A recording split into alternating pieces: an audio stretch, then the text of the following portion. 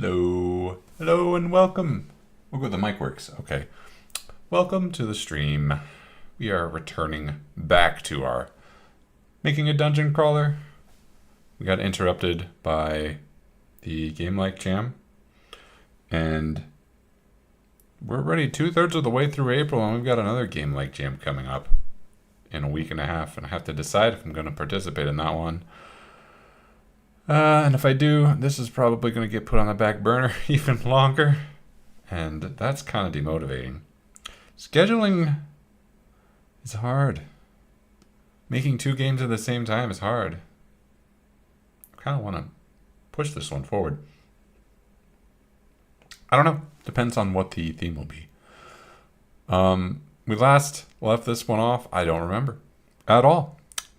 The only thing I remember is that I put this in a state where it would be easy for me to pick up where I left off. I do have my notes right here. This is my long range plan. The last thing we did was add item slots. If I press play, we got a server, put that over here. A client, we have item slots. Yeah, we have 12 of them. They all work. It's a right click to pick things up. That is fine.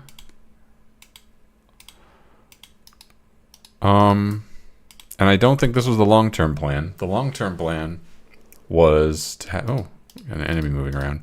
The long-term plan was to have, well, that's a mess. Did I write it down? We're gonna have item slots, but each slot is gonna be like a different body part. Wow, that's not the game. That's not the game? None of these are the game? Interesting.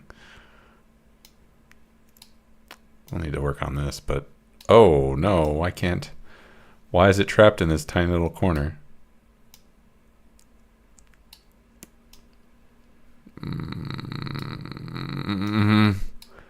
You know what? Don't worry about it. This isn't trapped, right? Yeah. The rest of the UI is not trapped.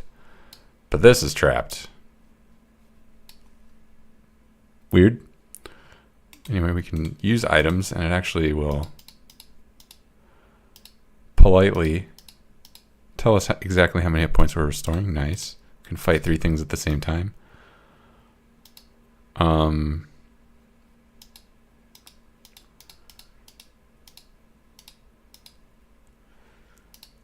we have pathfinding. We have pathfinding for this whole endeavor. That's great.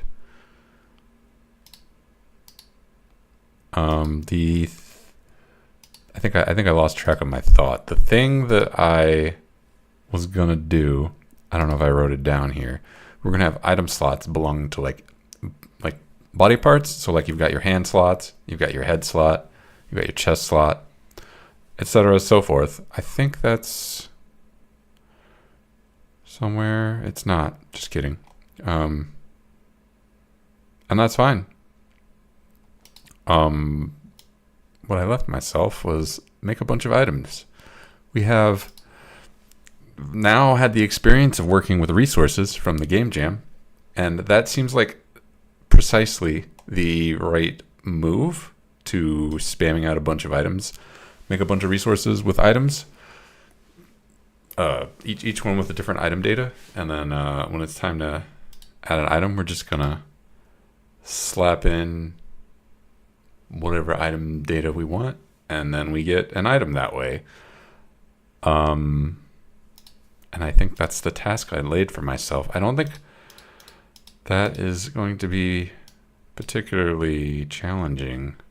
The most challenging part is we don't have art for this, so I can add 8 different items. They all look the same. They all have no behavior, but they're different items.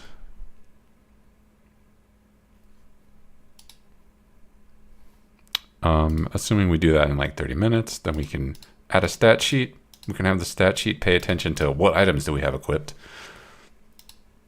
Do we have a sword? Use the sword skill. Do we have a shield? Use the shield skill. Oh, and then add a basic spell. Okay. That means I have the chat working.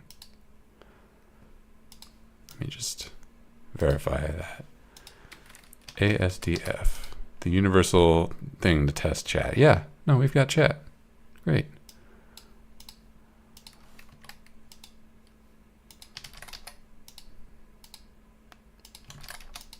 Yeah, okay.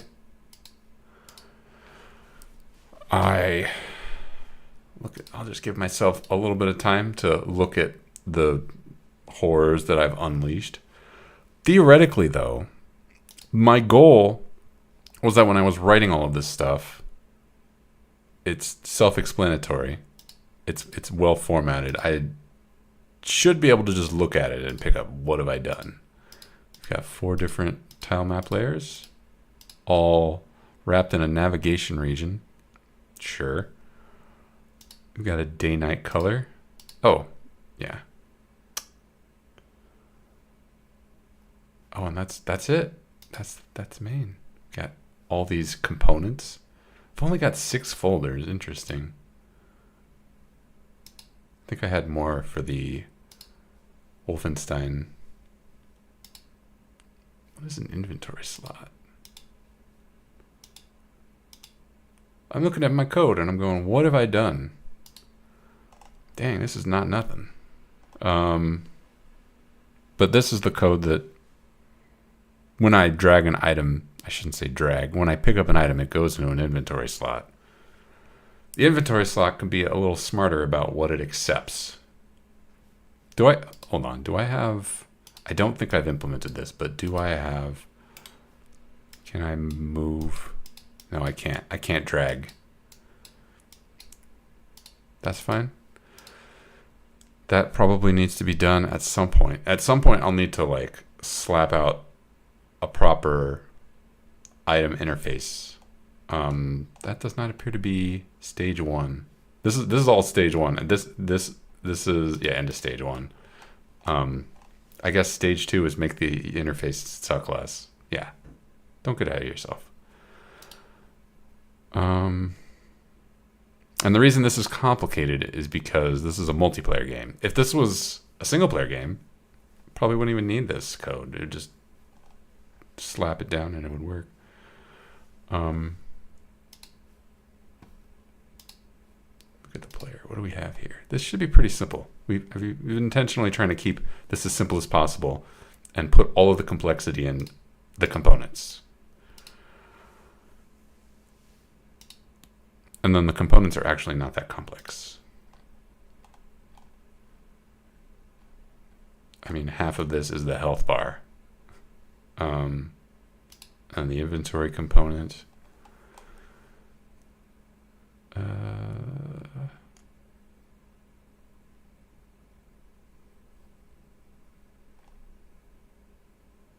Sure.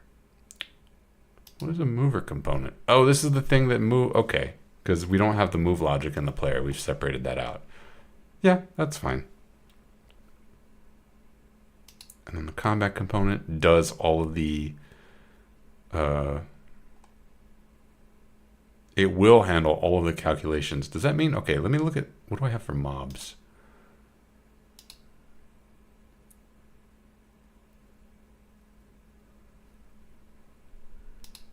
There's definitely mobs. Where do I have that? Let me look at mobs and then I will get started making items. So mobs have a health component. They do have a combat component. So mobs are, or the combat component needs to be something that can handle both player and mob math. So I can't just be like, I'm a player, so here's my calculation. You're a mob, you don't get a calculation. You're not cool enough. It's got to all be handled together, which is fine. Okay, this is where we're at. We're going to add probably a collectible component. What is this? This is a thing that can be picked up. Okay, cool.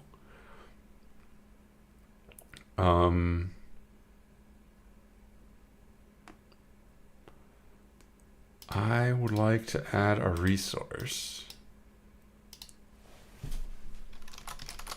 Resources are not nodes, so they do not go in this, actually. Resources are handled here, maybe?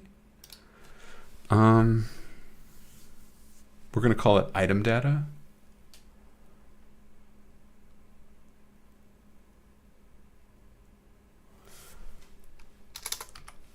Our export.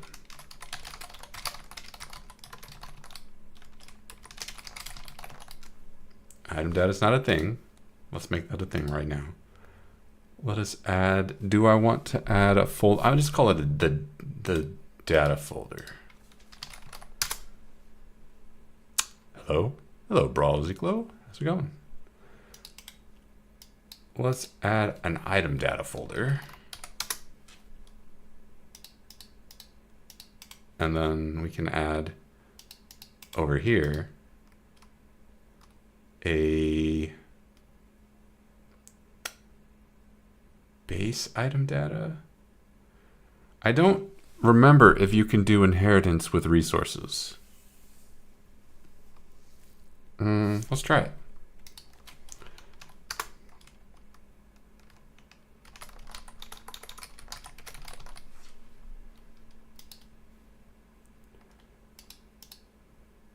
Okay, and I don't have underscores. Oh, no, I do have underscores. Only the components don't have underscores in the names of the files. I don't like how that's not consistent. Or I don't like that. Whatever, let's just stick with item data. Take a look at this. Chill with your game. Thank you. This is not a... I don't want this to be a resource, actually. I want this to be a script.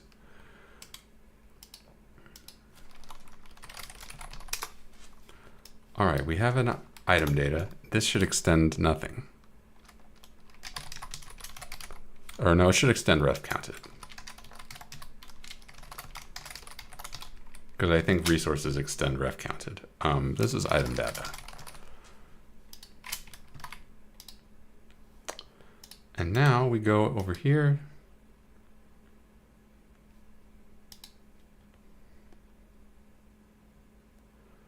We create, what is the first thing we're going to make? The sword.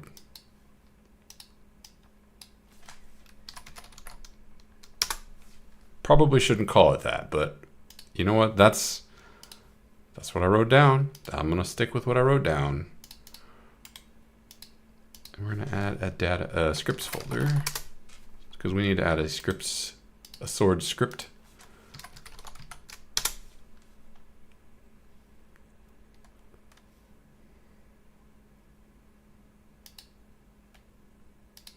Okay, and then slap that in.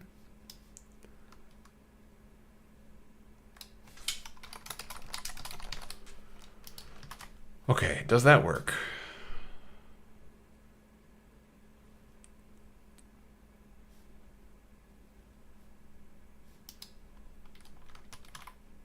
I hope so. Let's go back to our item.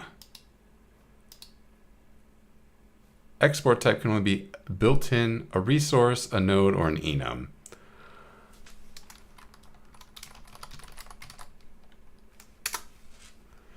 Oh, hold on, that's what I should inherit. Resource.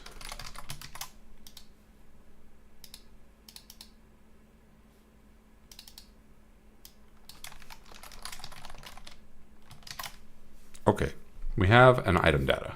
Now, if we go to our scene, cool, we have an item data. Now we just do this. Now we have a sword. I shouldn't do that though.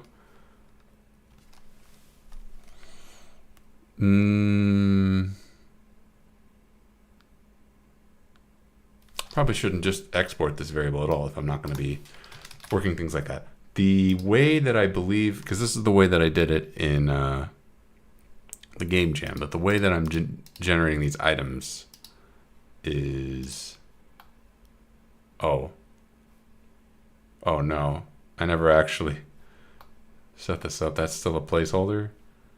Which tile is that? there's a script somewhere on GameSpawn. It's going through, getting all of the things, and then it's slapping them down into a grid. And all we have to do is find that logic. Spawn starting item. Here it is. Multiplayer.spawn item. Okay.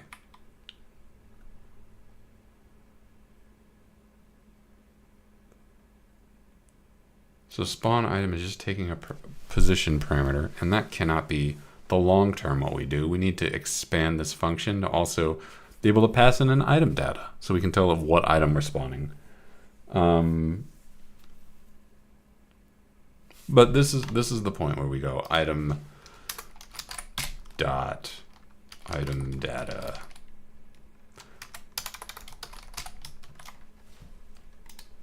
Does that work?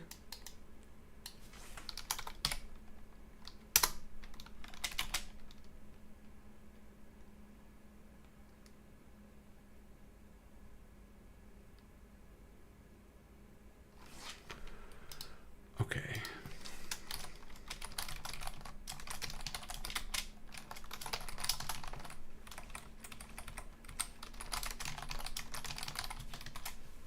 That should be it. We just need to go back when we're calling this function spawn item.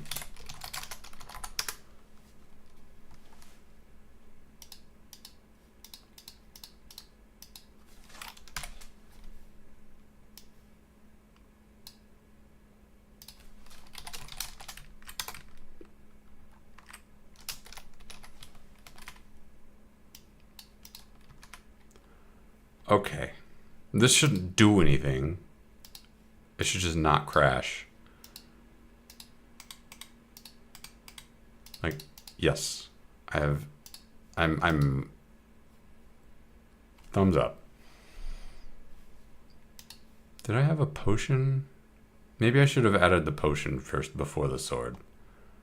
I don't want all items to be healing potions. So let's do that. Let's go ahead and give ourselves item speed healing potion. Go ahead and give ourselves that. Did I do anything here? I didn't even look at this. This is more up to date. Oh, I was supposed to do graphics.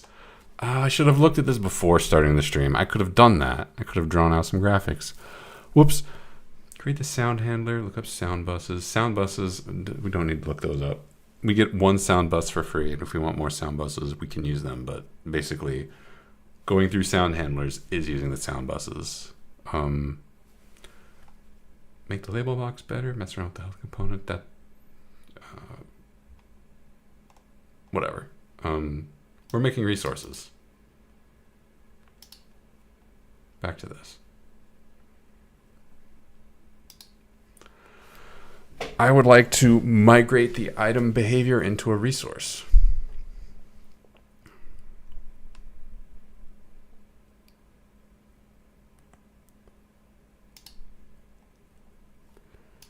Okay, so that's this function right here, use. So all we're going to do is we're going to take this function, we're going to move all of its logic into an item data. First, why don't I just create the item data first? Resource. Health potion.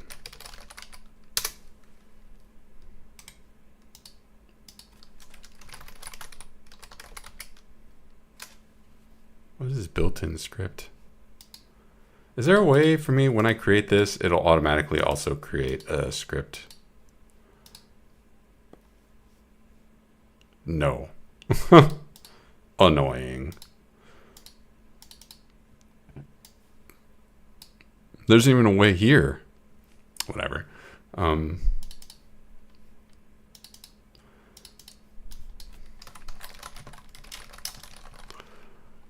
We've got our health potion. I would like all items to have a use function.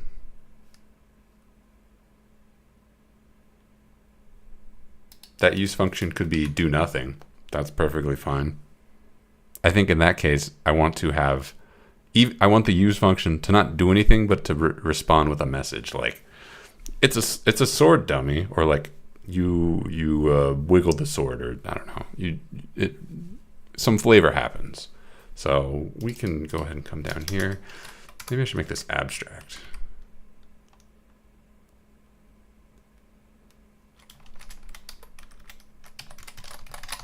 Is that how that works? No, I need to do that.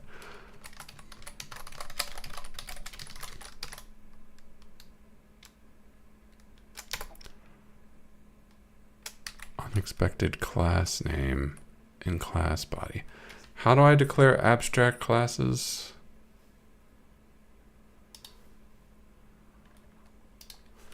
Godot, how do you declare abstract class?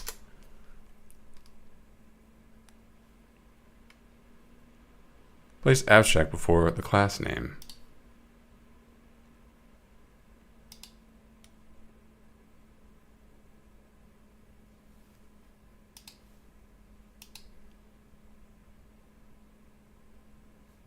Is it because I have the extends right there? Ah. Okay, now we have a new function to slap in everywhere.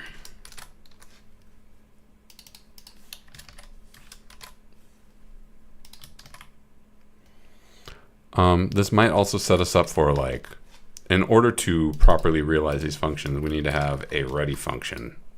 We need to have an init function. What is my use doing? It's calling the RPC handler. We can do that. We don't need to do anything special. Then it's calling the object handler, and then we're queuing we're deleting ourselves. All three of those are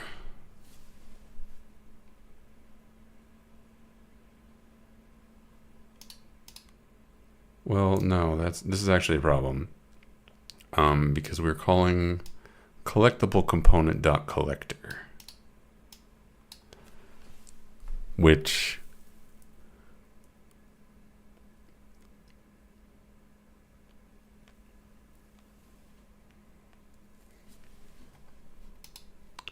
if we go to the item,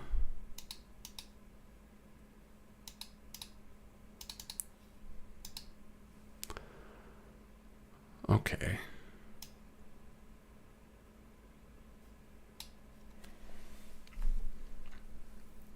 I think there's an easy solution here. We take these instead of calling collectible component, we call get parent dot collectible component. That will get us this node, and we're perfectly happy with that. Or do we give the item the collectible component? Do we have the item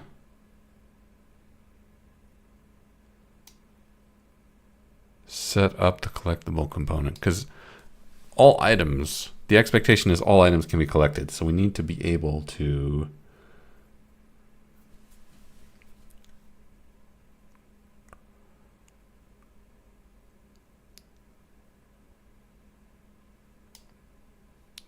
tell who owns us.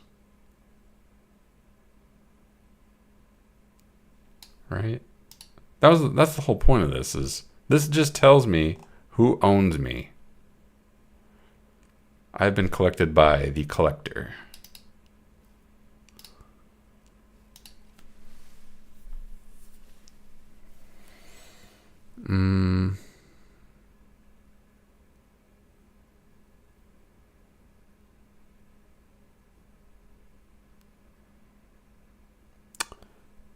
Is there a way to set an abstract variable?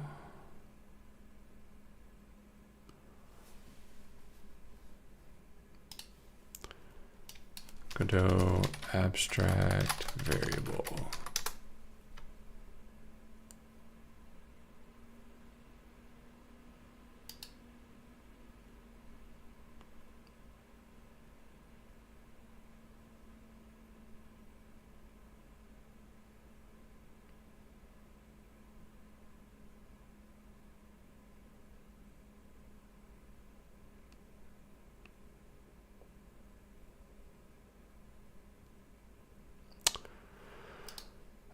I'm trying to do is we go over to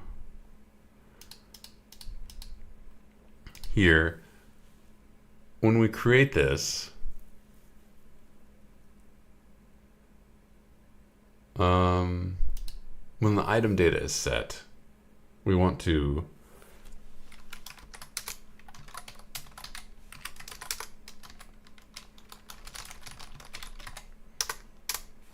then go into the item data and set parent is me, I'm the item.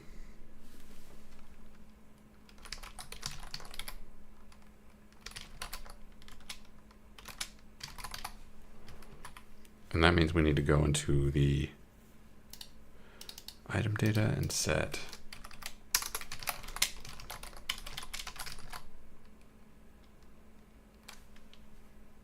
Can we go further and say item? Oh, we can. Okay, great. Parent collector.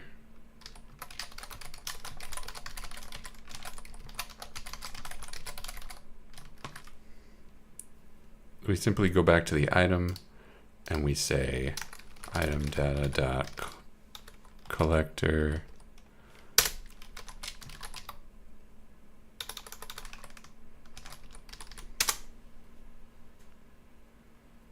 Can we do that?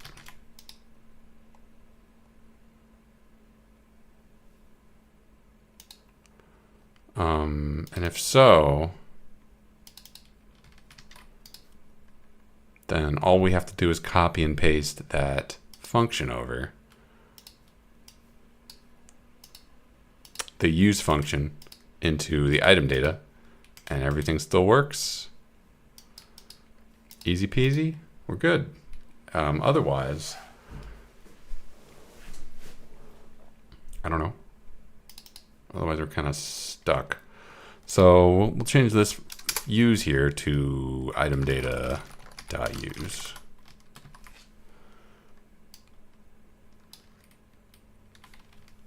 I'm gonna go ahead and just comment that out for now. Copy. Should be able to just do this. Instead of collectible component, we're doing parent component. Oh, that works. Okay, great. And instead of self.queueFree, we're doing parent.queueFree.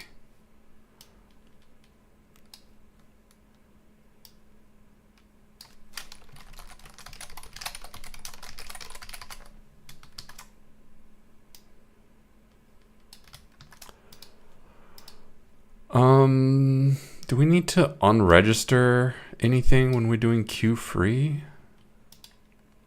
I feel like I should. Oh, no, this is fine. Okay. Uh-oh. Uh-oh.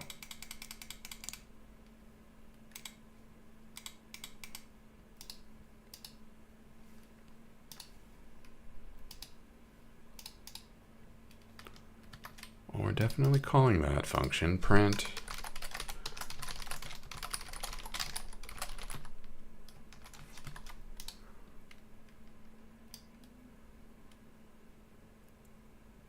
Oh, you know what the problem is? It occurs to me.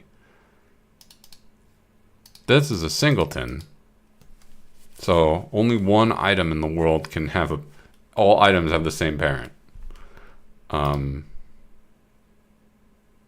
That doesn't work.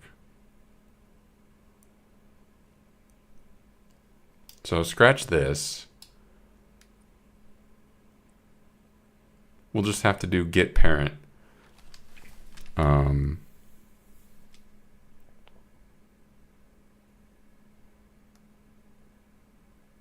Sure. Just have to do get parent every time, which is annoying.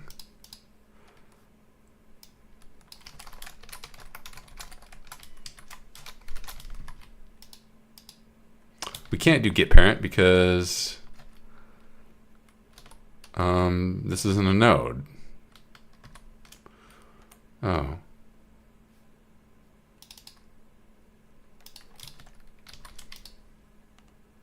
Wasn't there? There's a way to make this not a singleton variable. I cannot remember how to do it. Let me just verify first. We are calling that function, right?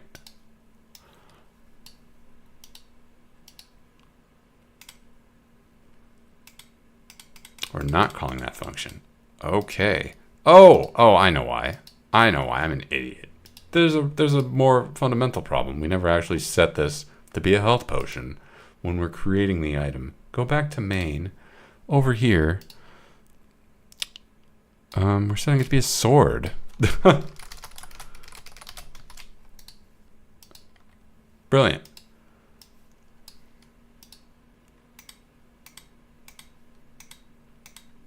Oh.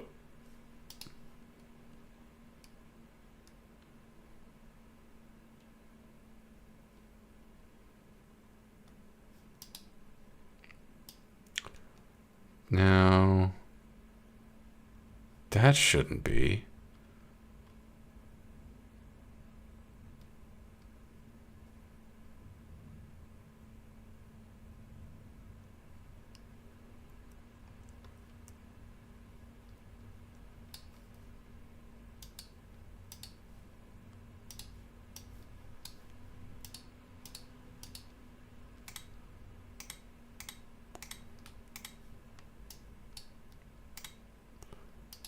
Okay, that shouldn't have happened either. That's a confusing piece of work.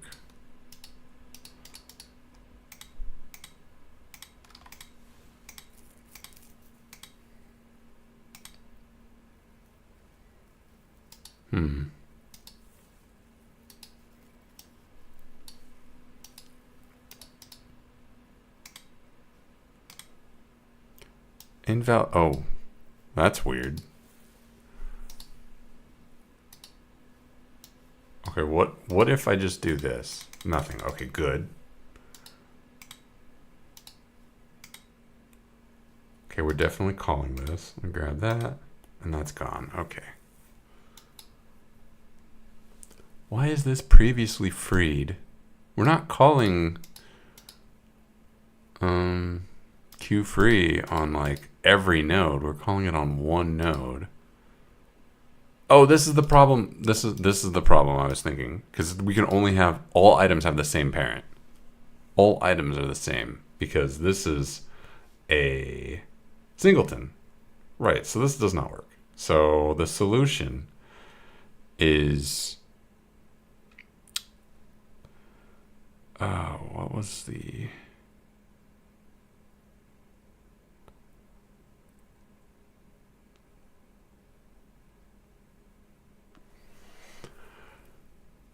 what we could do is, instead of this, we could just say anytime you want to use this, pass in the parent. Pass in the item that is being used. Because this is a singleton. We can't have variable. You just can't have variables like this. That just doesn't work. So parent node. We can do better than that. We can do item.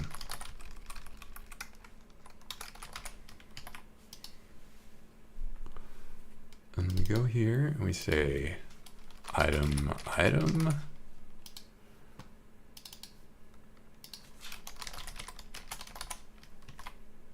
Okay, and we're going to queue free the item. And then instead of parent collectible component,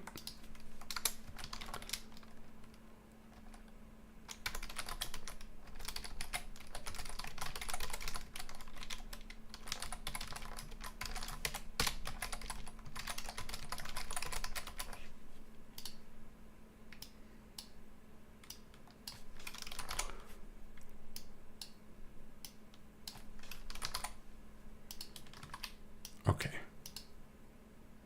Great. Could not parse global class item from res source base item.gd.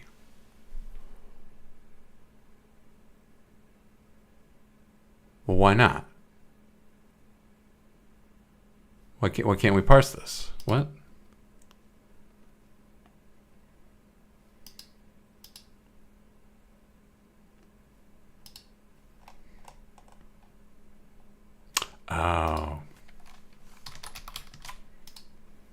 There we go. Now you can parse this. Okay. Yeah, it's because it just wouldn't compile. It's just like, that's not a real thing. You made that up. We're not doing this anymore. We're not doing any of that anymore.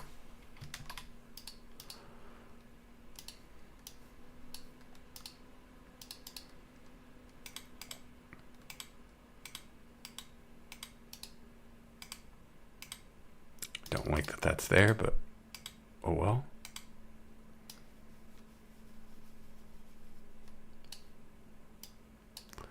Bump, bump, bump. Okay, everything works great. We're definitely calling this. Okay.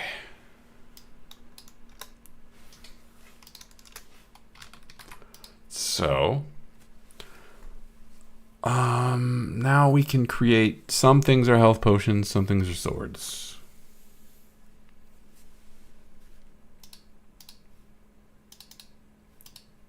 In order for that to be, like, come on. I would like this to have a variable sprite. And I would actually go so far as to say, let's make that an abstract variable.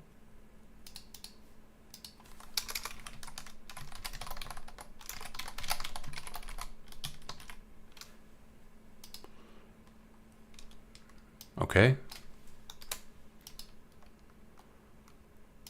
I don't think I can do this because I was just looking this up on Google. I can't just be like var sprite equals preload or load, like,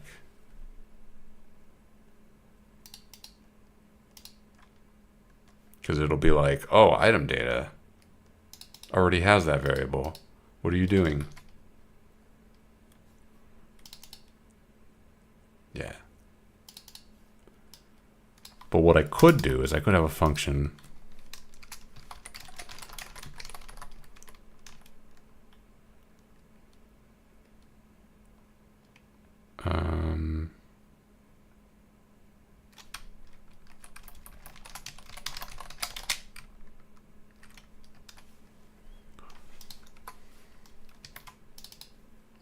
and then instead of this var sprite, we have to have a function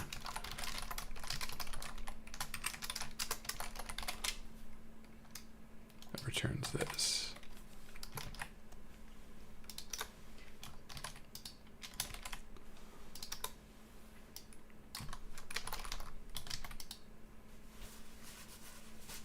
Could do something like that.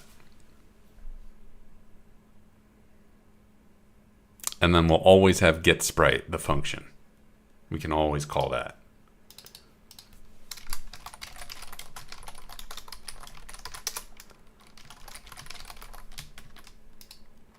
It's kind of silly because I'm just gonna be reinventing it in every single class, but I can't just put get sprite here because the variable is in here. Dumb.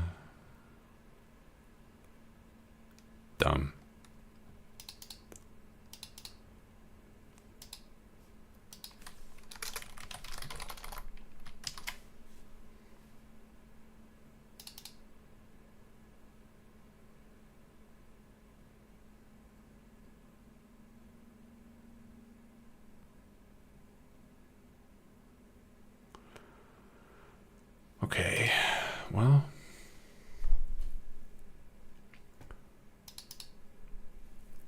what we can do now is item on item data, set the sprite 2D instead of this.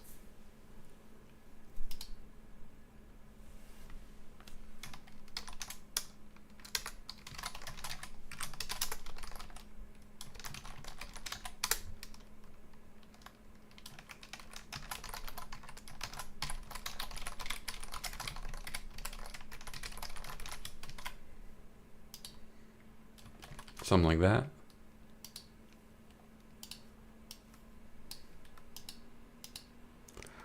Well, that doesn't work.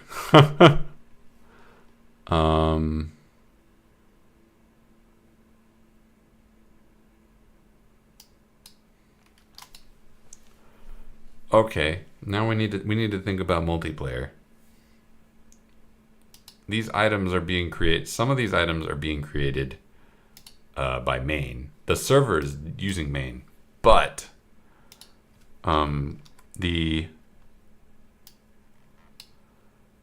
spawn item function is only being called on the server. Cool. This is not.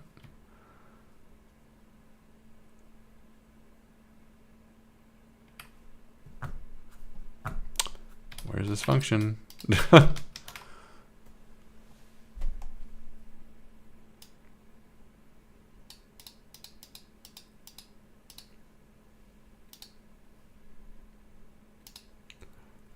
It's not being propagated.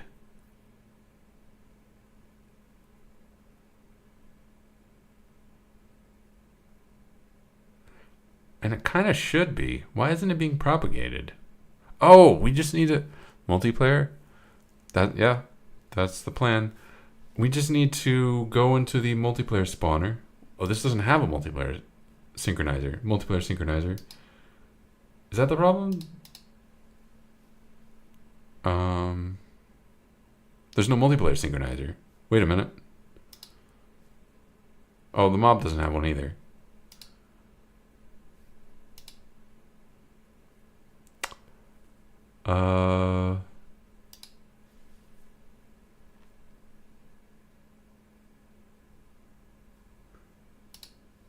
The multiplayer spawner should be responsible for propagating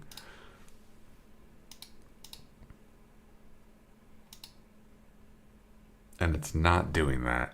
And I see, okay, so we only call spawn item if we're the server. That makes sense. Then we add the items into the world.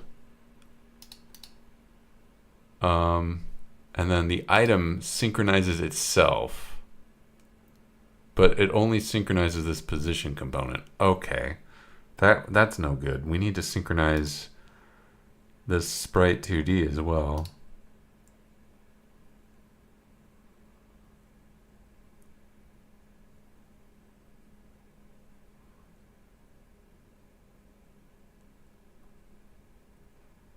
How was that working before?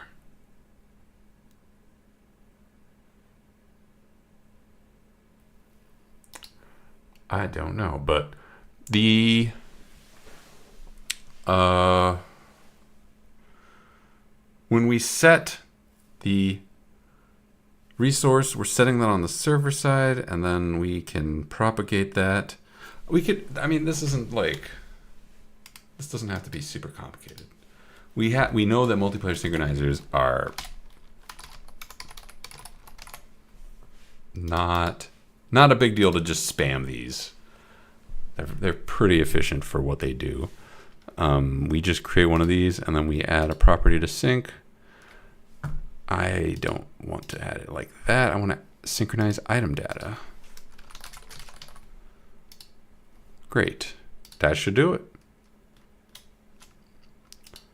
Replicate on change. I don't know why you would ever not replicate not on change. Okay. That didn't work.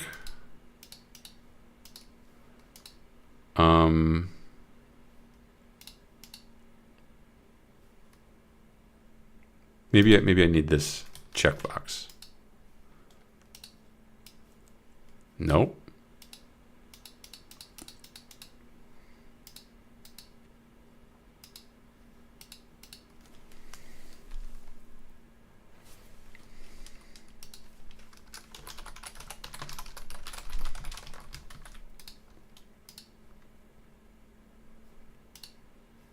Okay, we're setting a bunch of item data. And then, not really a good way to tell if we're setting more item. Okay, wow.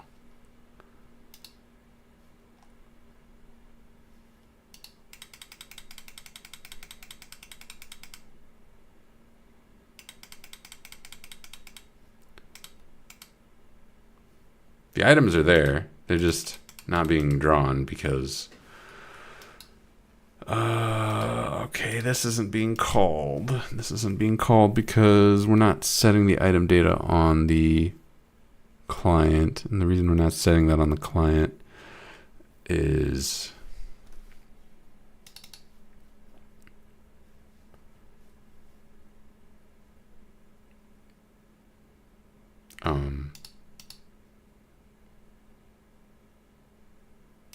if we just set this to always replicate. No.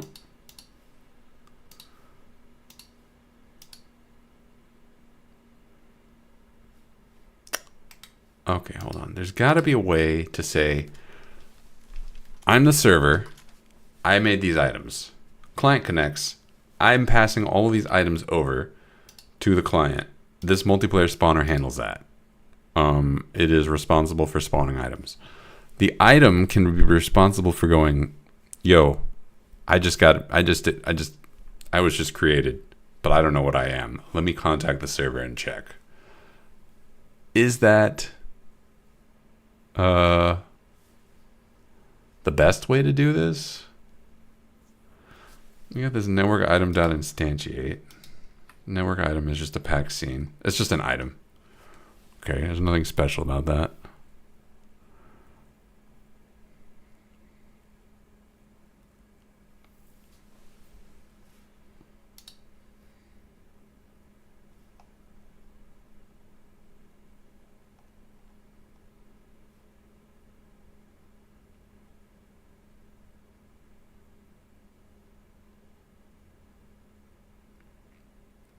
So I would think that this thing is, oh, wait a minute.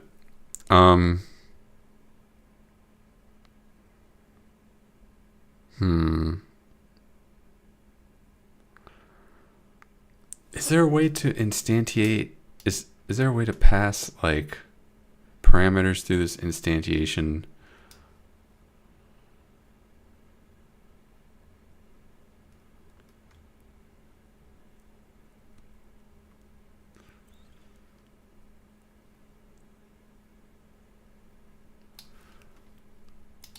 Godot instantiate function.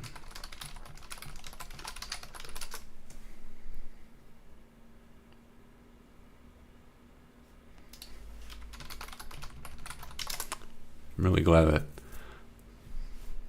that is the suggested search. Tells me that I'm on the right track. We could have the setup function pattern. Create a customization function. No, that won't work. No, that will not work.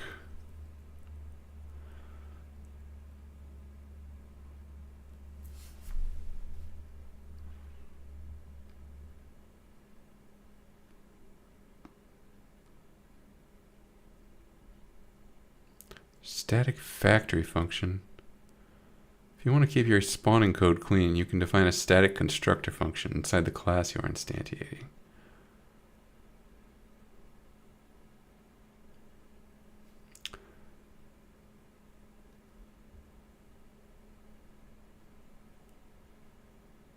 Yeah, the problem is, how do I get these magic numbers? How do I pass those in?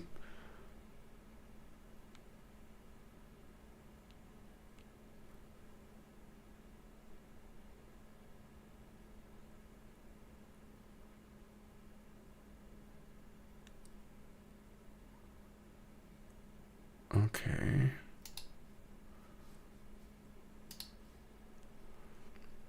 Ready's not called until this is done. So when we're calling ready, it already has parameters. It already has a data param. I wonder, let me test something.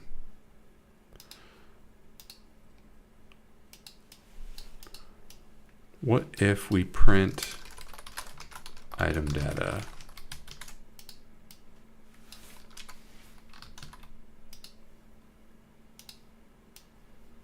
Yep. Oh, we're getting a bunch of nulls. All right. Okay, so for whatever reason, the network, the multiplayer spawner. Okay, let me just type exactly this problem into Google. See if someone has run into this. If there's an easy solution, and if there's not, we'll just come up with something. Godot multiplayer spawner sync with resource.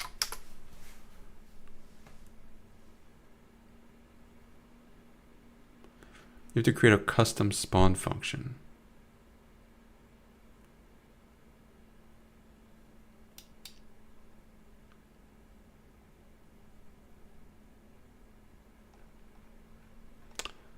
I don't know if I trust that. In fact, I'm pretty sure I don't trust that, but I trust these docs. Let's look through them.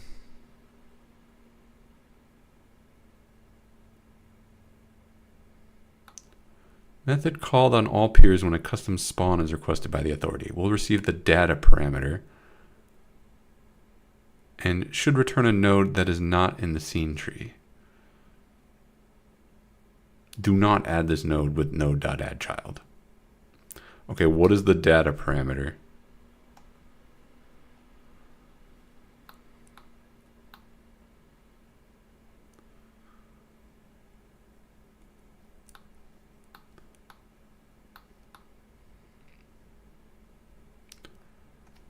What is the, oh, it's this. I see.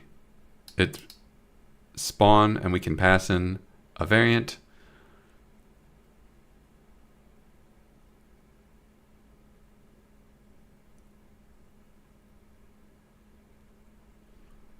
What is spawn function?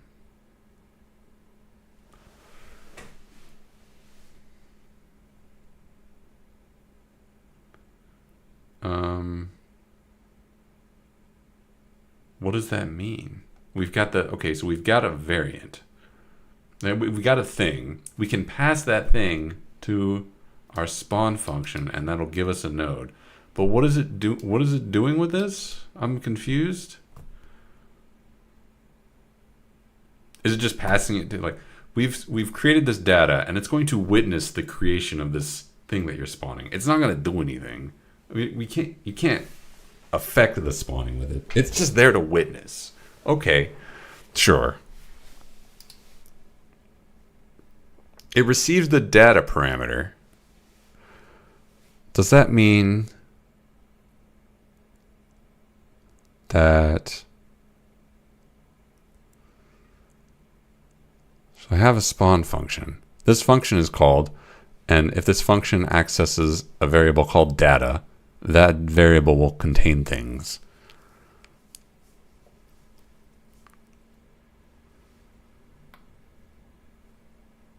Let me see, what is spawn function? I did not write that. Oh, this is spawn function. Somewhere in here, no? Just kidding. But I think we can define a spawn function. We've got a spawn path. We've got a spawn limit. I bet we can define a spawn function.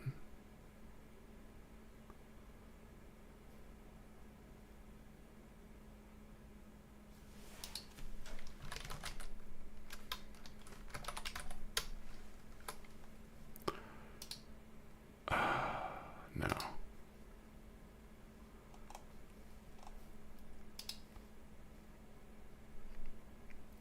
Maybe that's just not here in the inspector, but it exists. Self-dot.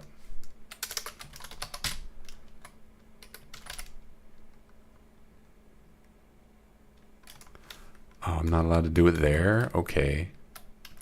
Self-dot spawn function. Okay. We can set a function that will get called.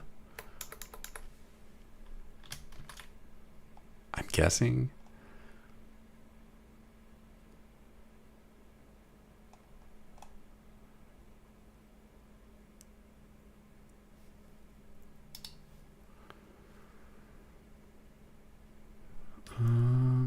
Are we ever calling spawn?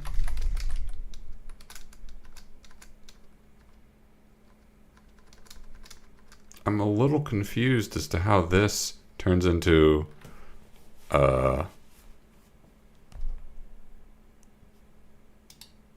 things spawning on the client. Because I don't ever seem to call that function. I'm just adding it to the node, and then through the magic of something. How does this multiplayer spawner work?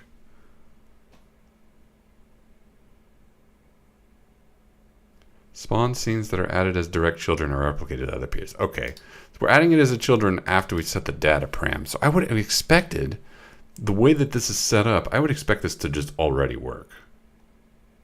It should, if it's replicating, we create an item, and then we set a thing in the item, and then after that, we add child, and then it replicates. Why isn't it replicating with this?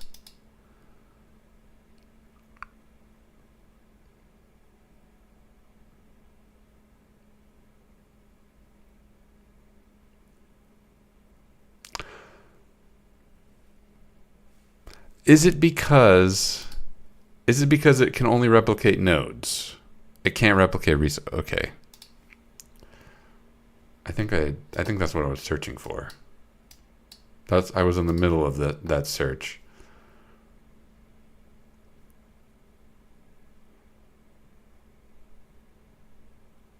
Set up your multiplayer spawner in the editor code. Spawn path. Auto spawn list. In your script, assign a callable to the spawn function. So we've got a spawn function, passes in the data variant.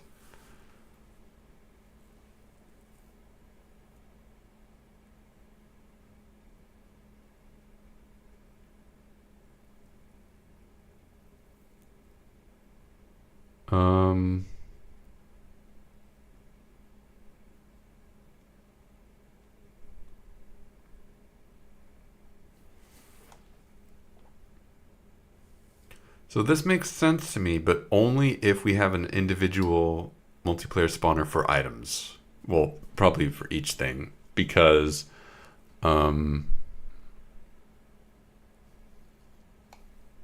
can create a spawn function.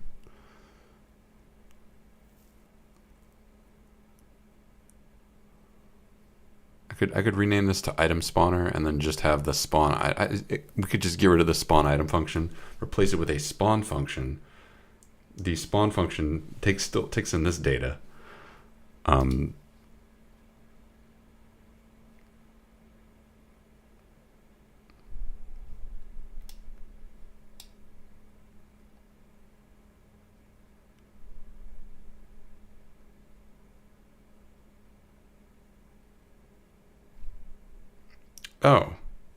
Oh, wait a minute.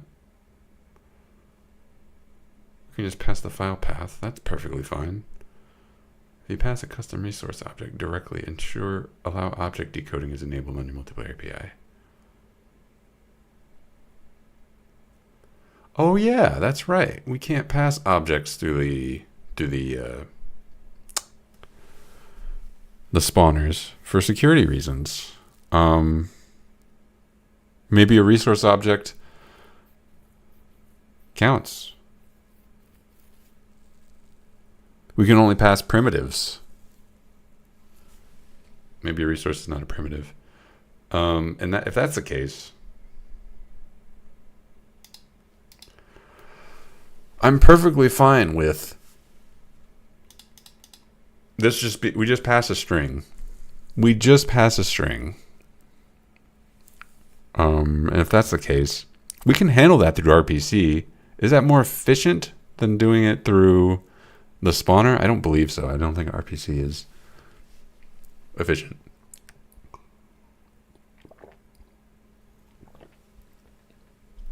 The spawners are efficient. But this is only a function that we're calling when we spawn an item. So maybe the cost is not a big deal because we're only spawning items at the beginning of the game on load. So we can just put that behind a loading screen.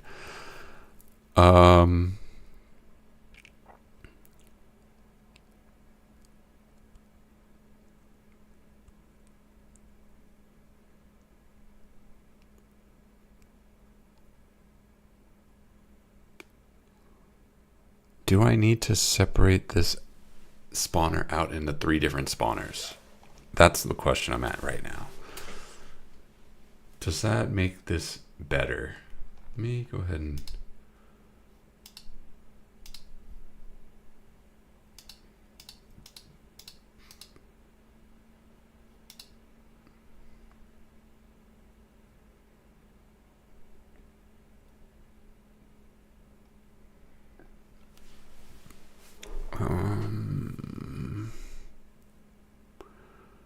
I mean, we can try.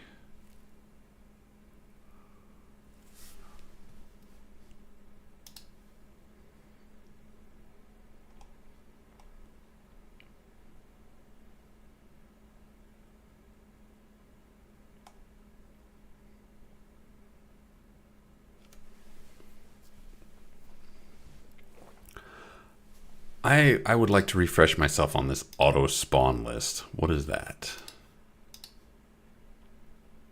Because I'm never calling this spawn function, and that's the magic function. But I don't seem to need it.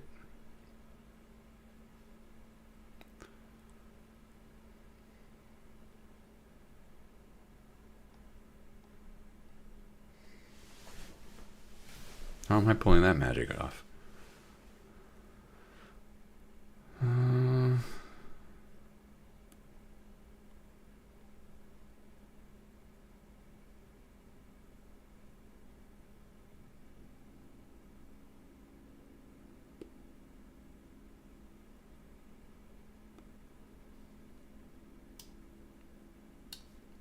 We got a spawn path, we got a spawn limit, and then we got this magic variable, which does not exist in this doc.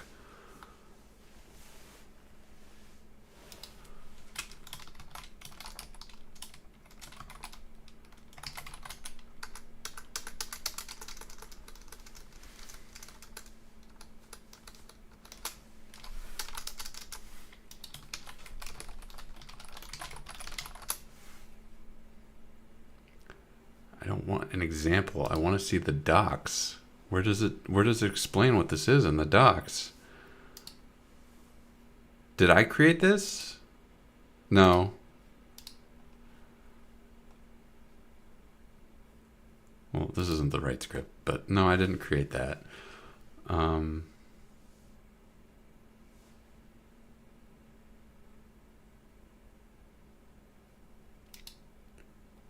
Do I need to, so I'm calling add child.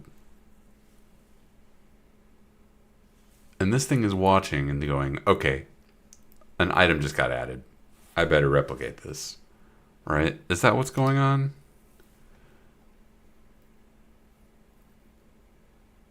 If I don't use the auto spawn list, I lose that. But is that a problem? Oh, Lamar. Thank you for the raid. How's it going? How you been? What were you up to?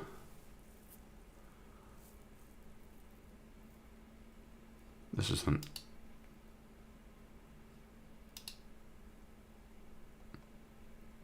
Oh, is this a blog? Oh. We're gonna go Godot project as well. Nice. What game are you working on?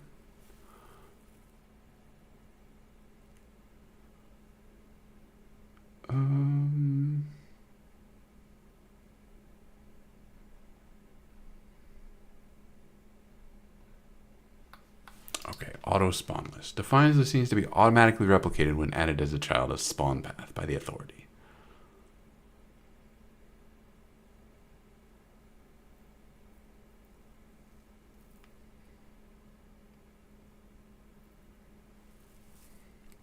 Just a top-down shooter, nothing fancy. It's first project in Godot. Oh, that's awesome.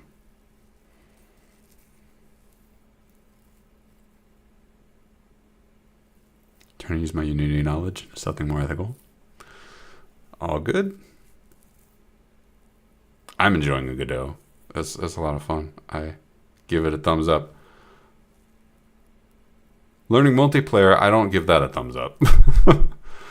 Oh, this is sketchy. I haven't done this. I haven't worked on this in a month, so I'm like refreshing myself, and I don't understand 100%.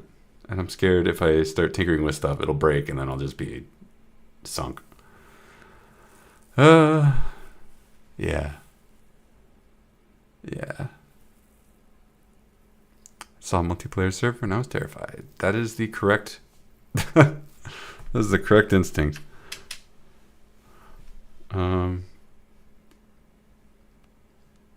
Should mark this stream as mature. Content warning. Network programming. Oops.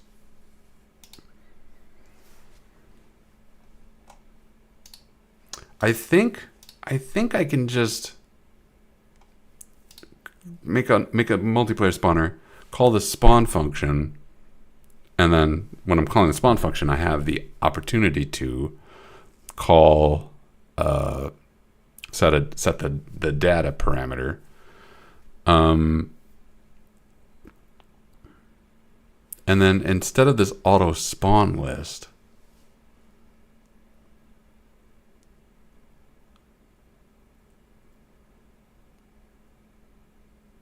we just call the spawn function. That's really all I need to do. You know what? I'm tired of just not doing, so I'm gonna do. Let's do.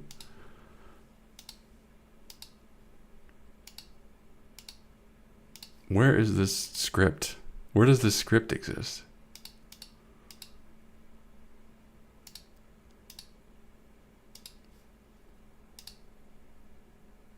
Really? It's here? Oh my goodness, I never put that anywhere. Smart. Let's put that in there.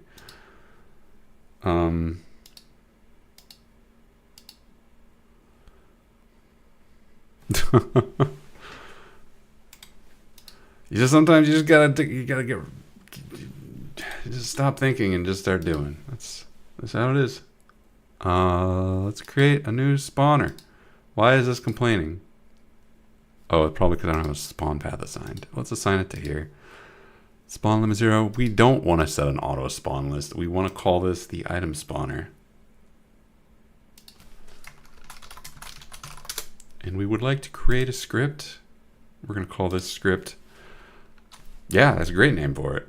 Call it that. Don't put it there, though. Put it in my network folder where all my network code is.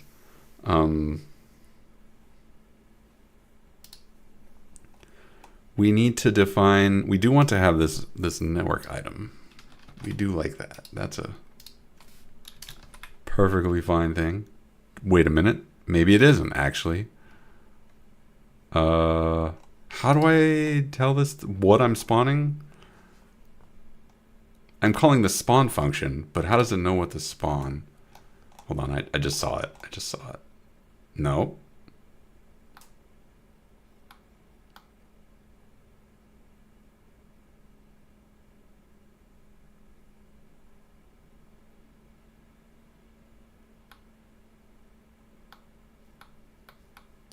Okay, I'm calling the spawn function.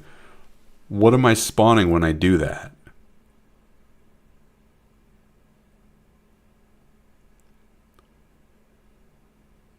Requests a custom spawn with data passed to the spawn function on all peers. Returns the locally spawned node instance already inside the scene tree and added as a child. Okay, wait a minute. Maybe we don't need to do this. Maybe. Or, well, I mean, we still want to do this, but let me take this function, spawn item.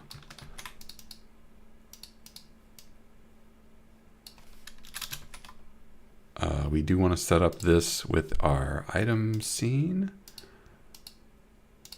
All we're going to do is exactly this. And then we're going to call the spawn function instead of using the auto spawn list. I think the spawn function will accept the node 2D and data. This will send a call to all peers to use spawn function with whatever uses data. Let's find out.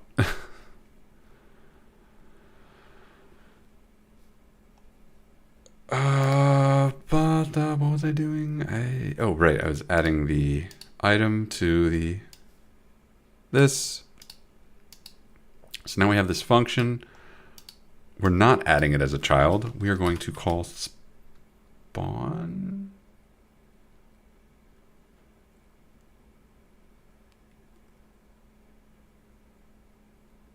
Oh, I need to define that function. Func spawn data.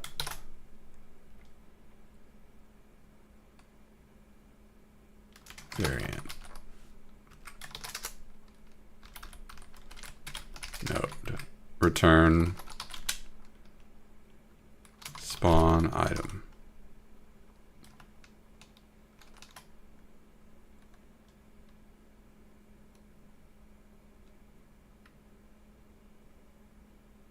No, that's not right. We're talking archaic make-level runes here. No idea what I'm saying. We're just gonna mash keys and then maybe a game will happen and maybe it won't.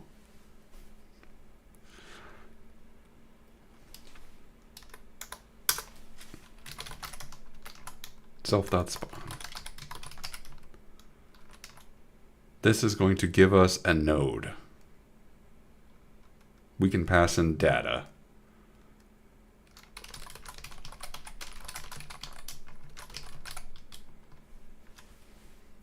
Oh, we can't pass in that many.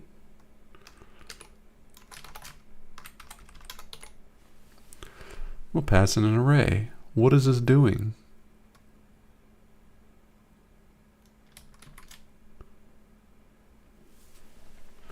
Hey, you know what would be helpful? An example. Godot multiplayer spawn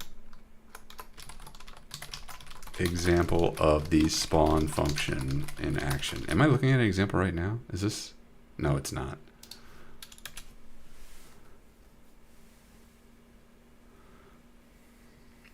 From the node docs, the return node should not be added to the scene. Yeah. Yeah. You must assign a spawn function to the multiplayer spawner. You can call spawner.spawn data on all peers. That spawn function is automatically triggered. The function must return the instantiated node to be added to the scene tree. So, got it. Okay. I'm there. So here in ready, we need to set the spawn function parameter.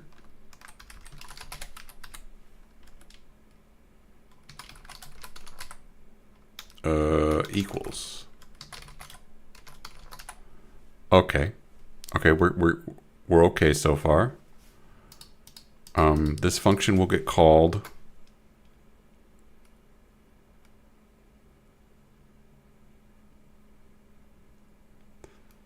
whenever we call spawn. Oh, okay. I'm getting there. Give me a second. I'm getting there. Hold on. Func. Use spawn item. Well, that won't work because I got to pass in the item data.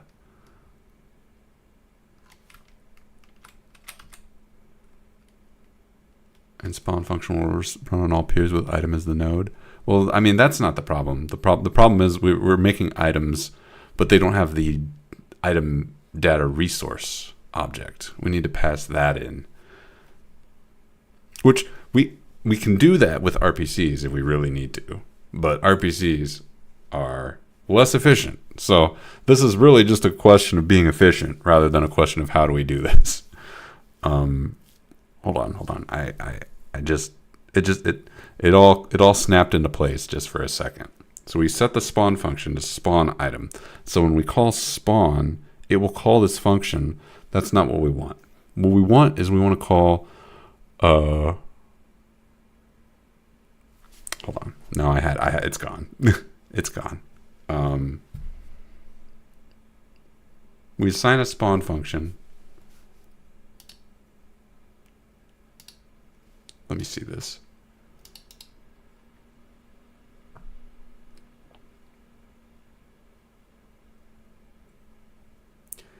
We'll receive the data parameter. So when we call spawn, we can pass in an array and it will pass that to our spawn function. But I don't know. So if I were to do like item spawner dot spawn pass in the, okay, let me just try. Let me see what it's probably going to fail, but let's just see. Change the item spawner and then change this to spawn. What happens if we do this? It's going to crash. What's the error? Invalid call to function spawn and base. Expected 1 argument. Okay, so the only problem is that this is 2 arguments. And we can fix that. And this should actually be a string.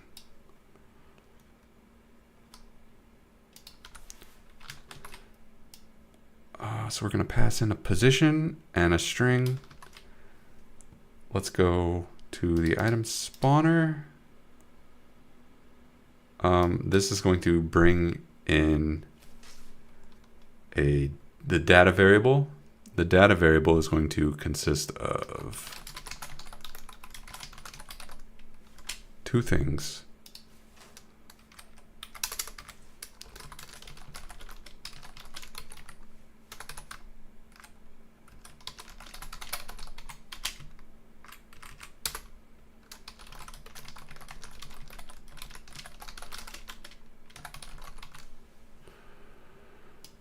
Okay, this needs to return a node.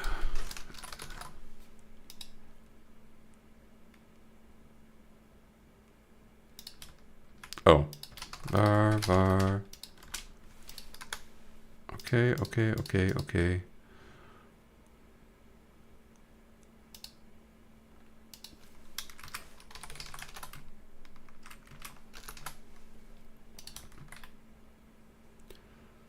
I see what you're doing. Setting spawn function to reference spawn item as a called function. Yeah. We need to return, and we're not calling this. We need to return item. And then we're done.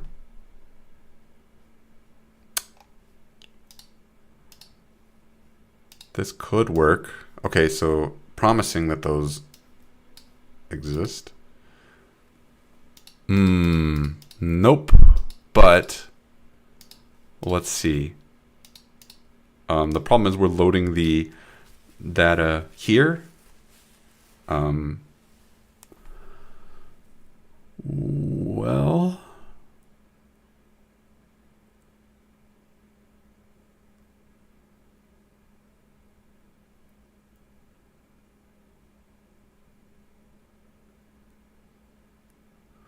do we still need this? Maybe we don't need this anymore.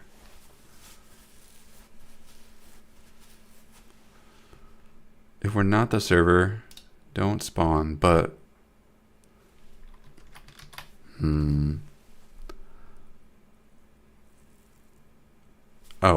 just set the position. There's one way to test. There's one way to test this. Come over here. Can I find an invisible item somewhere? I actually can't find an invisible item. There should absolutely be one. Hold on, I can see it on the other screen. There should be one right here. Yeah, there isn't. Okay, so the items are just not getting spawned on the client. There is no item on the client. That could be because of this. That could be because this function should be getting propagated, and it's not. That was it. Okay, yeah, that was just some dumb code. Let me just grab. I'm looking at the server window on my other monitor. Yeah, okay, these are synchronized.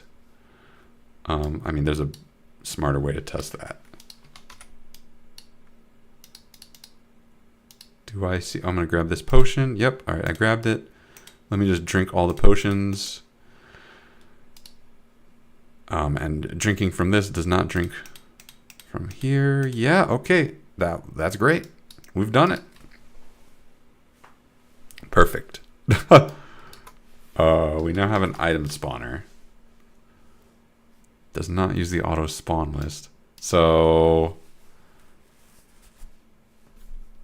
Yeah. I guess this is good for rapid prototyping, so I'm not going to be mad. But we can strike this from the record. And we can strike... I actually should strike this from the record before we proceed, just to make sure that there's not like... That we've actually solved the problem in the way we think we've got it. It works. Horrifying? Yeah, it's... What bug awaits us?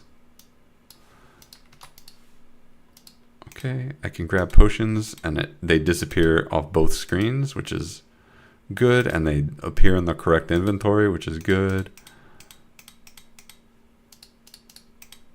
Can I fight? I think I set... Oh no, we can't fight. Okay. Yeah, whatever.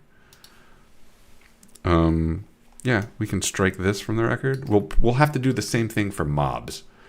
I don't think we need to set a resource for players, so this can become a player spawner. We'll need a mob spawner, but not yet. But back to this. Now that... Okay.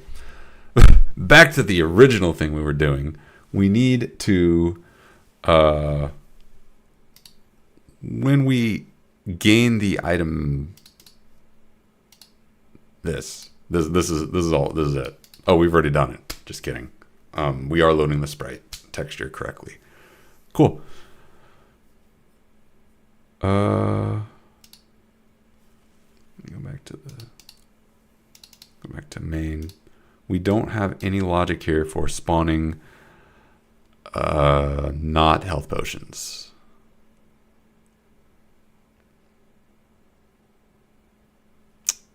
And that's fine. That's fine. You know what? We'll figure that out. Never. Not in stage 1.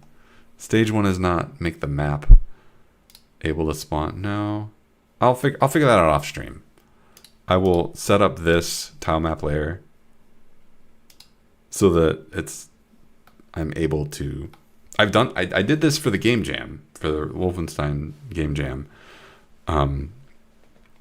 where I can set different tiles and get different items instead of only health potions.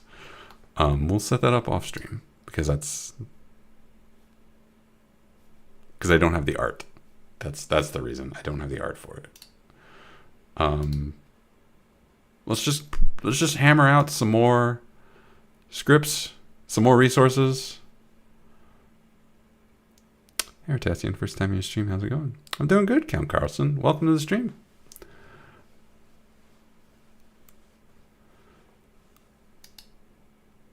Let's add more items. We're going to have to add like qualities to these. So like a sword is a weapon, and it's going to influence your weapon stats.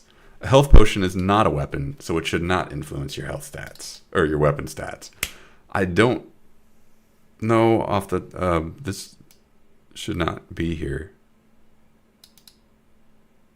Oh no, it should be. It should be. No. This is right. Never mind. I don't know exactly what I need to be in my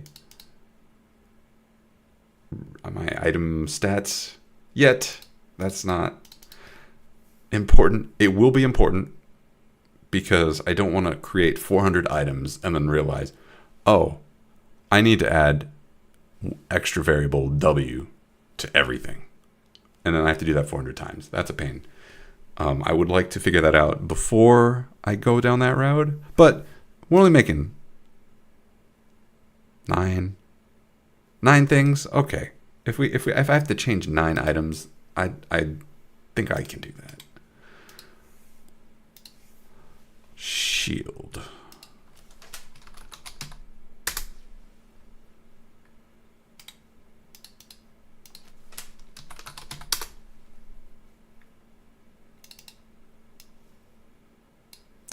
We have shield.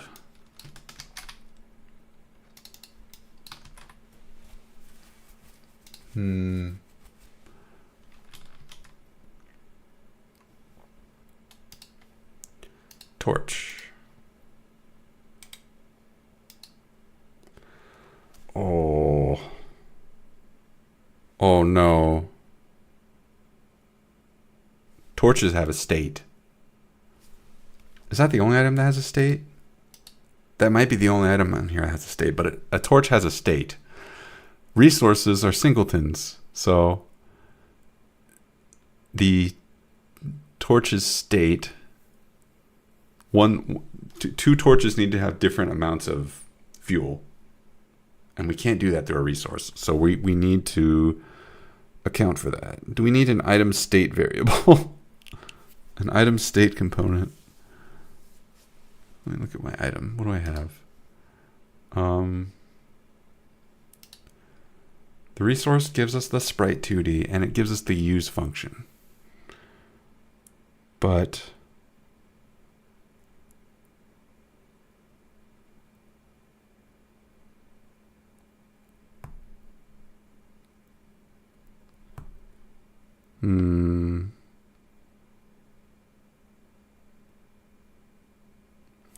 I ran into this problem with the last game. Oh.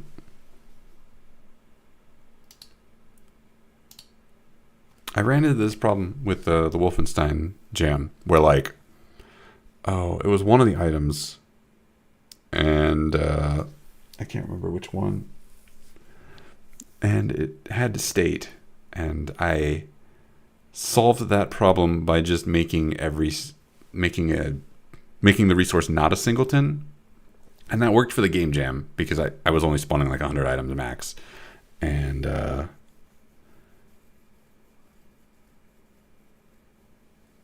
the performance of that is whatever. But for this game, I don't want to do that because I don't want every item to have its own resource, because that completely obliterates the performance advantage of using a resource to begin with. If I'm doing that, I might as well just not use resources at all. So what would have helped in Wolfenstein is if I had created a component that most items don't have this component, but some items do. So I'll have the resource reach out, get that component, put all of the state in that. I'm just saying a bunch of words at this point. It's just meshing together. Let me just hammer these out. All that to say is I'm about to run into a problem, but I shouldn't fear, because there is a solution, and I just need to not forget that there is a solution before I go further down this road. Because what I can do is I can say, add this item data to this item, add this torch data, and the torch data says, yo, I have a state item. Can you create a state component and attach it to yourself? And then the item does that, and then I can tell the state component, all right, check the item data, see what you need to get to be yourself. Which and it's just going to be fuel. It's just the torch only lasts a finite amount of time, and then it's gone.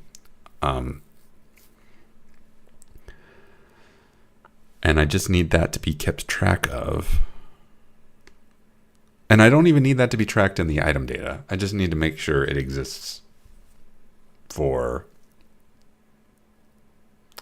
when you activate and deactivate the torch. It'll do things based on its state.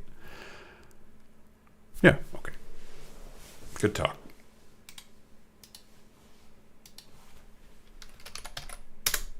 Okay, I already have that script.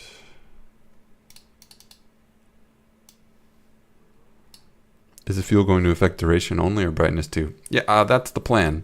It is, to answer your question, it should affect both duration and brightness, but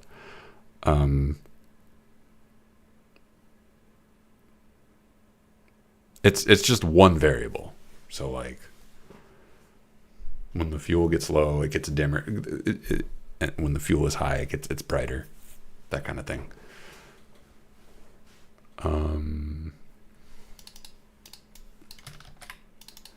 Just copy and pasting. Next item. The rest of these items, none of these other items should have that problem.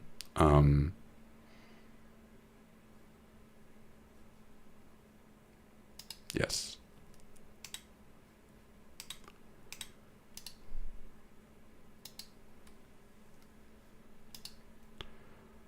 What did I...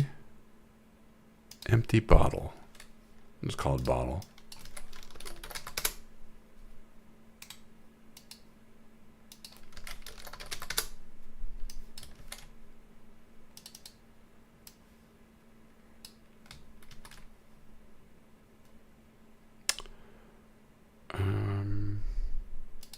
I'm getting the feeling that having all of these items in just this folder is not going to cut it. But I don't have to go down this rabbit hole yet.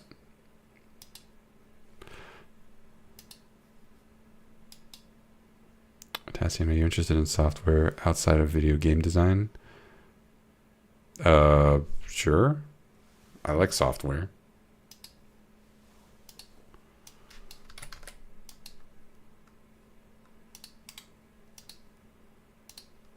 Bag. Oh, geez. This is going to be fun.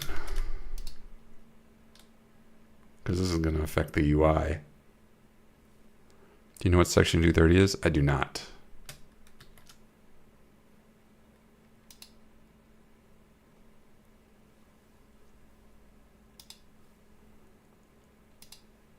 Bread.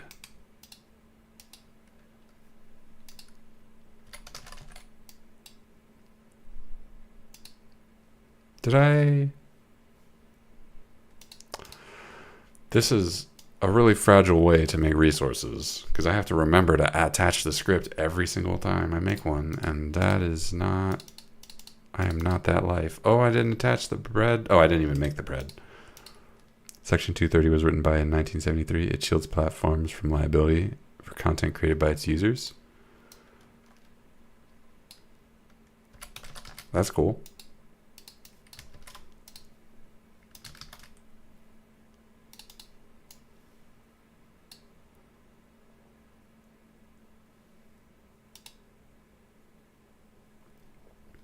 So it's like a platform or something. That's old. 1973 is that's over 50 years old. That's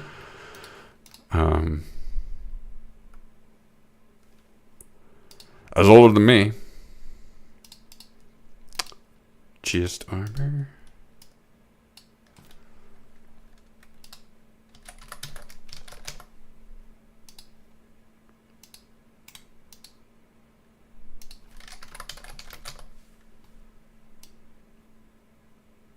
What am I doing? Not using underscores? Oh my god.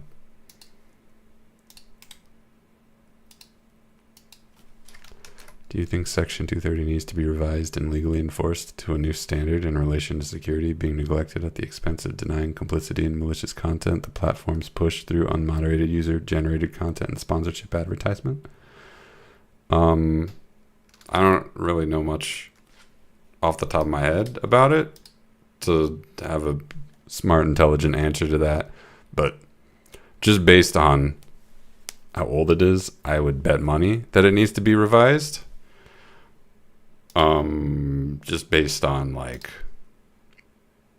technology today looks dramatically different than it did a decade ago, than it did 2 decades ago, than it did 3 decades ago. So versus 1973. So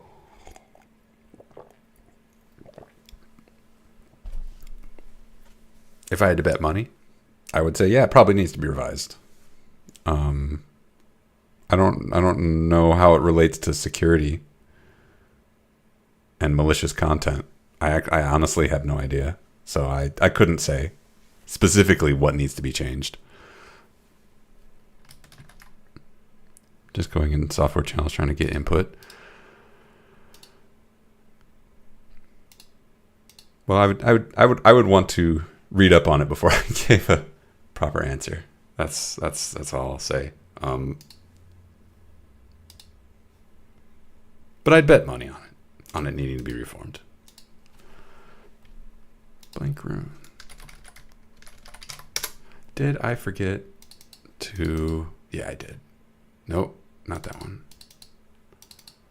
Yeah, that one. Oh, there's got to be a better way to do this. I know I've looked this up. I'm 100% sure I looked this up. Because I remember when I was first doing this, I was like, oh, the way that you add a script to this is you click this button, and then it magically adds the script. And then I was doing that, and no, that's not how that works. In fact, that caused me to have stress and pain because it wasn't just not working. Oh, come on.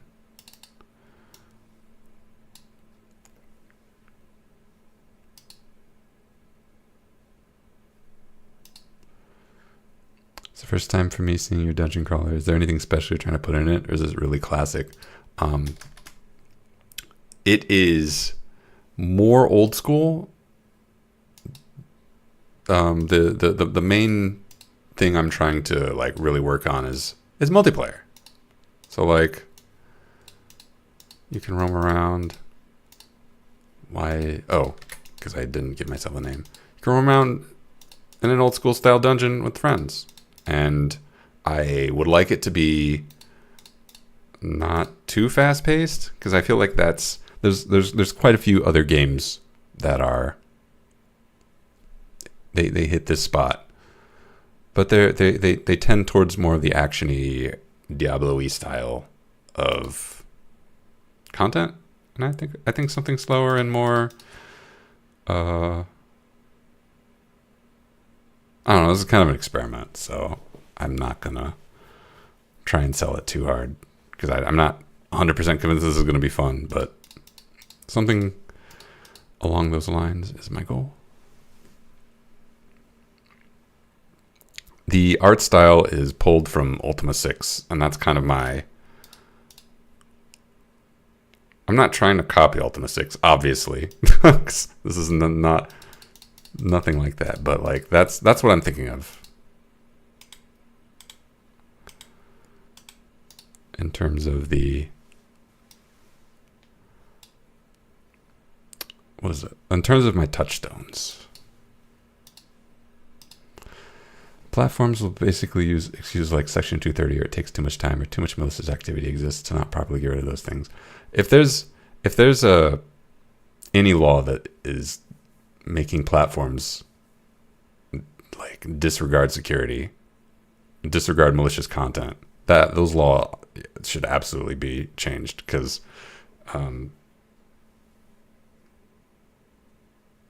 it's one thing if you've got a platform up, in my opinion, if you've got a platform up and someone uploads malicious content to your platform and you get notified of it and you take it down immediately, like, that's fine.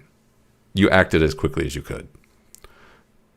I like the fact that if you have an open platform and people can sometimes upload bad things, if you respond quickly enough, okay. But if you just never respond, if people tell you you've got malicious content out there and you're like, okay, and you do nothing, that seems unacceptable to me. That law should be changed. It's at the point where some of this content is in YouTube, unskippable ads, or sponsored Facebook content. Yeah, if YouTube is serving up malicious ads, I think YouTube should be held liable for that. 100%. And any laws that protect them from that, I'm not in support of those laws. Using class name for resources will make them easier to use, I think. That way you don't need to assign a script each time. Is that true? That'd be great. So I could do like this, and then I don't need to... I'm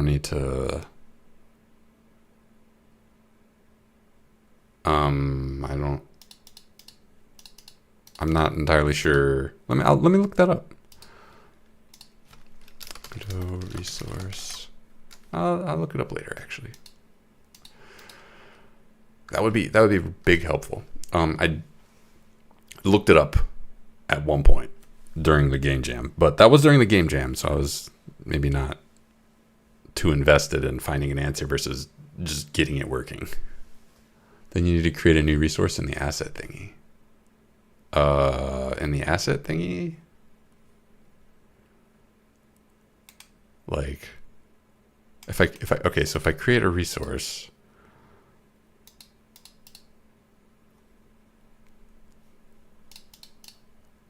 should I be picking something other than resource here? Bag.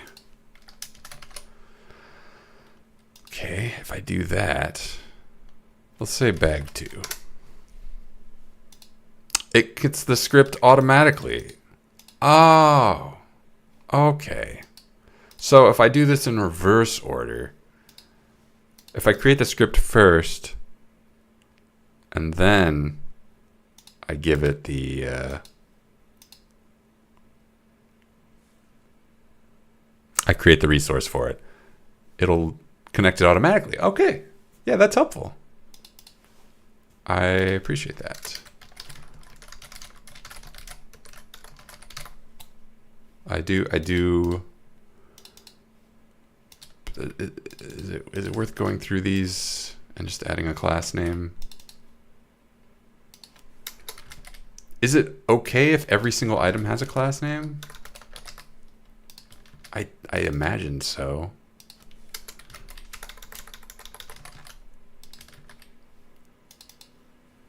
Allows you to use proper typing too. I'm all for that. What I might do, I'm not putting underscores in class name. Never do that. Did I do that? What I might do is, because this is chest armor right now, but that's only because I don't have the imagination for like spamming out 20 different armors. But this might end up being the resource for all 20 armors, and then I just, when I create an item, I give this like 20 different modes, and then when you create a chest armor, you set the mode, and then it will figure out what, I don't know why I'm going through this. This is stage 1. I shouldn't worry about it. Don't worry about it. Just do.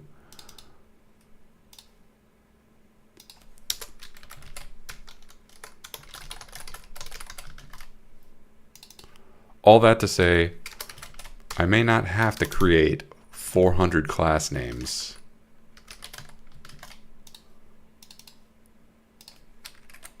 to get all of my items working.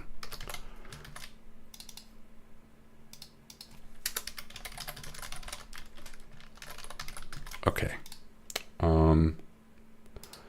I have set myself the task of making all of these items. The resources exist. They have no functionality. What I need to do, I'm going to be stopping in just a minute, but what I need to do is, let me go ahead and set day 11 to do. I've created 9 item resource objects. They need art. They need a way to place them in the tile map layer, because right now that is done through this little Godot smiley, and we're not doing that. And then I need to make each of these functional.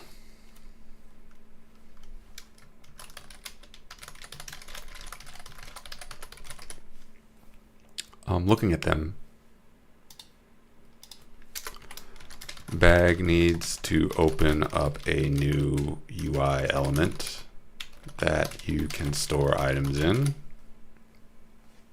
I think we have a component for that. I think if we just give this item the inventory component, the rest will fall relatively into place. Give item inventory. Blank rune, don't worry about. That's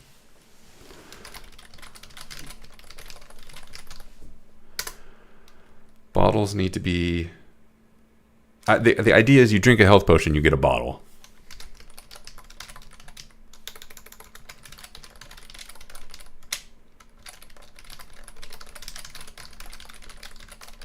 And then at some point in the future, you can refill the bottle, get health potion back.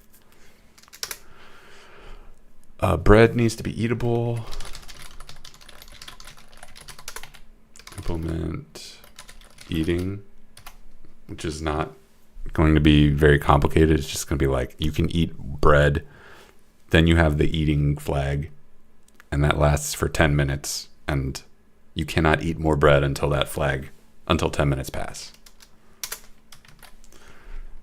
Chest armor just sets defense by existing. Health potion already works. Shield. C chest armor. Sword sets attack by existing. And then the torch is going to be the fun one. Torch needs state. It also needs to set the visibility of the player, which we already have. That's already a thing. This little glow here, we just need to make that something that the torch can control. We can just set day-night. I don't actually think I needed to stop the client to change that. Can I just do this? Oh, I can.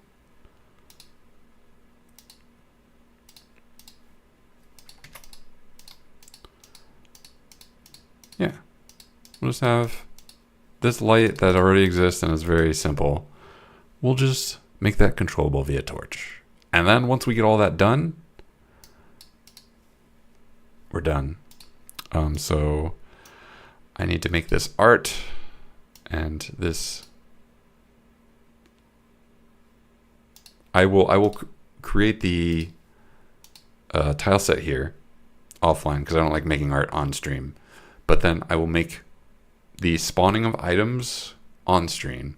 I'll code all that up, and then we'll just get crunching on this. And then once we've done that, we'll be done, and then we can move on to stats, which, yeah, we'll get there. We'll get there. I've got a fair non-item containers. Dungeon level 2. Okay. Basic spell.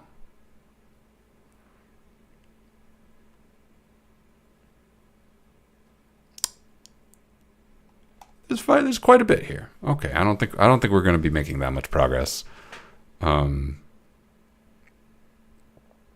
This is at least 2 more days, half a day, and then a day, and then half a day. So see if we can get through this by the end of the month. And then after that, it'll be an open question whether or not we do another game jam or we just keep on rolling through this. It'd be really nice to keep on rolling through this. But anyway, this is where I stop. We've made progress. We don't want to push ourselves. We'll be working more on this tomorrow. I think tomorrow. Either tomorrow or Thursday. We'll be working more on this. Just going to make all these items work. Anyway, thank you everybody for stopping on by and hanging out. You guys are great. Hope you guys are having a lot of fun and playing a lot of games and making a lot of games. See you all next time. Have a good one, y'all. Bye, everybody.